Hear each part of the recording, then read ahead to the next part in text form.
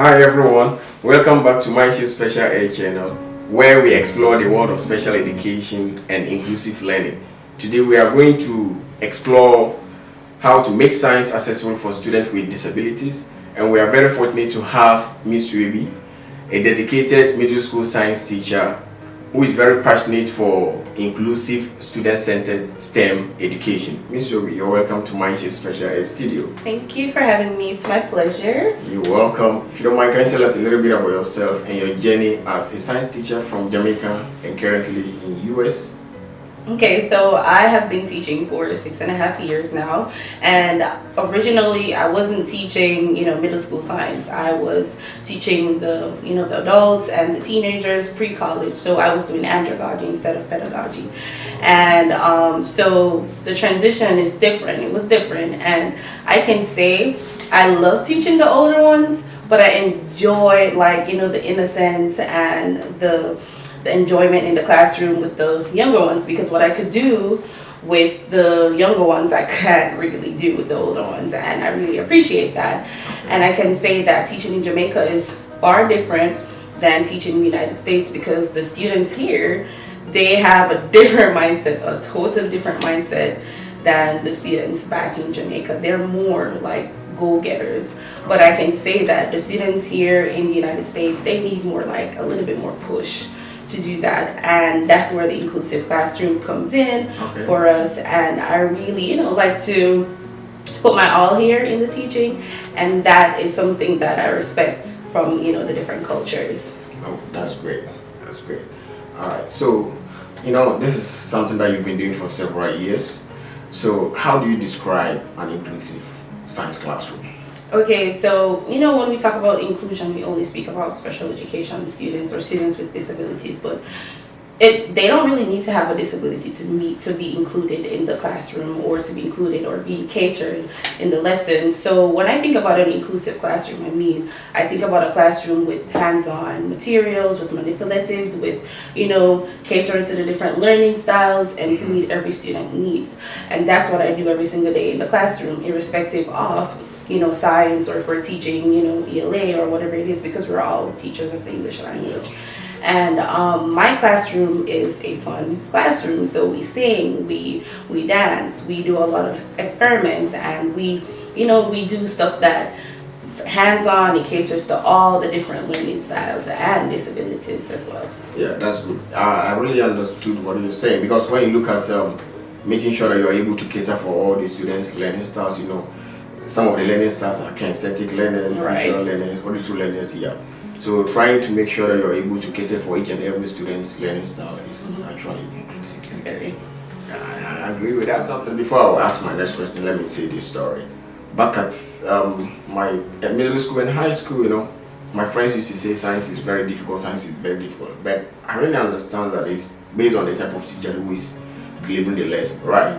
So as a science teacher, this is a field that you have been for a very long time, right? So what are some of the strategies that you use to make complex science concepts very accessible for students with disabilities or students in general? Okay, so science concepts, I can tell you, especially here in the United States, is very hard. And I'm like, for the level in which they are, I think myself, it is too much. But what I do, and my counterpart in science in the middle school, we break them down into smaller, simpler words that they could relate to, and we draw their experiences, because kids are not blank slates. Yeah, sure. And so we pull from cartoons, or for example, we're teaching the other day about ocean currents. And we went to Finding Nemo, because there's a scene in Finding Nemo that says, they were surfing through a current, and that's how we, grab the attention of not only the kids that are high achievers, but the kids that are struggling with, simpler concepts and content. And so we also like to make songs, songs that are very relatable to them, like tunes, for example, Kendrick Lamar, and that helps them to navigate through the concepts that are very challenging to them. That's good, And I think as a teacher, you have to be always taking the three phases of teaching, where you demonstrate the concept to the students, Right. then you guide them to practice, and then you now allow them to practice their independence. So That's these right. are the three phases of teaching. So as a professional, as being in the teaching professional, you have to cater for all these three stages. Demonstrate the concept, guiding them to practice what you have demonstrated, and then allowing them to practice themselves independently. All right. So science class, always dealing with experiments and all those kind of stuff. Students with dyslexia, they have difficulties with reading, right? So how do you modify your instructions to help them assess those reading materials, to be able to read the labels or the instructions before they fully participate in the experiment aspect? Okay, so first thing we do, we all read together. So we go through, we project the whole experiment itself, we read together, and then I demonstrate. And after I demonstrate, we do together. So we do one step at a time, or I do the step and I ask them to reiterate, to repeat what's the step, as well as we make the concept, as I said before, or the term, very relatable, very small, very, simple for them. And shadowing is a good thing to do as well. So when they get to the I do stage, you shadow them, you go over them and you say, what's the next thing that you need to do? What does this mean? Tell me what's the next stage and how are you going to carry out the stage? So those are some concepts or some ways we do that in science with experiments. Oh, that's very nice. All right.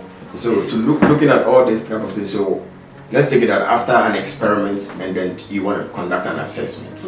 So how do you cater for those with learning disabilities in your classroom? Typically, the whole experiment is an assessment itself, because what we realize is, we're always doing all these standardized testings. And so for my classroom, especially for science, I do a lot of performance-based testings. And, I say, if you could do this, that's a grade. Or if you can explain to me, or if I say something to you and you can explain it to me, or, give me it in a different way, I can give you a grade for that.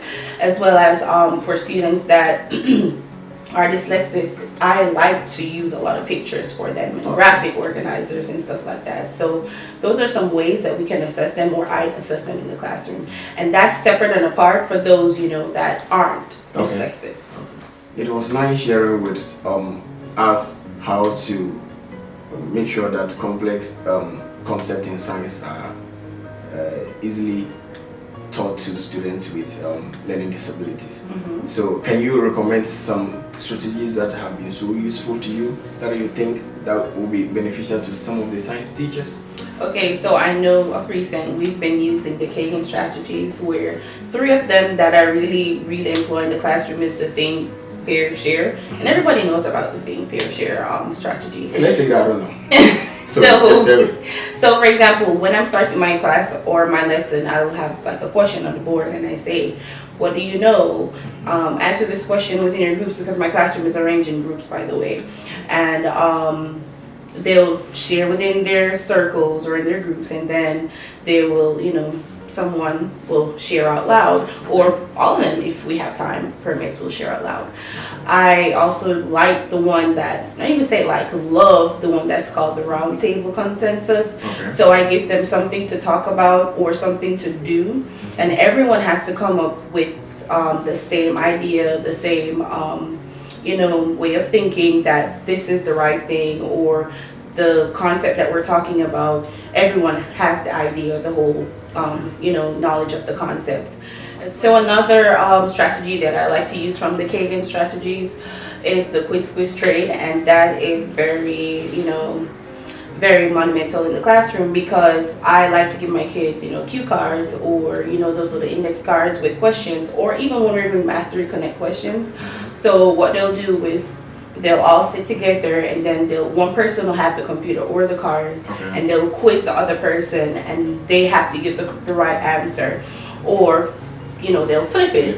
The other person does it, and they have to give the correct answer as well. So those are some strategies that I use to help the students, because each one teach one.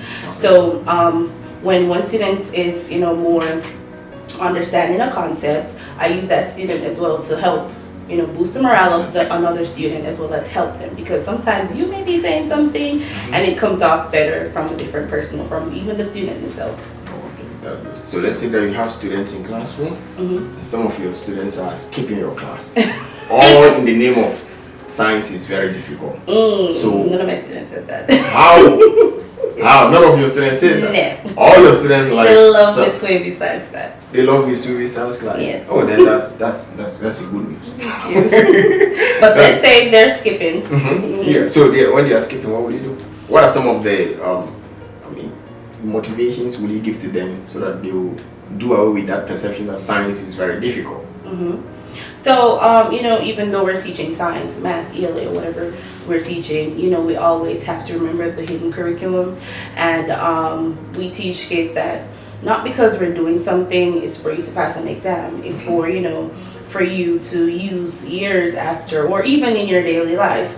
And while I'm teaching my students, I give them the importance of why you're learning this. I always say, why is Miss Wavy teaching you this today? Why is it important? And they'll say, because, for example, I'm teaching them about the heart. And say, for example, someone dies of a heart attack. You'll be able to know why it's important. And I see the fruits of my labor because they want to come to class.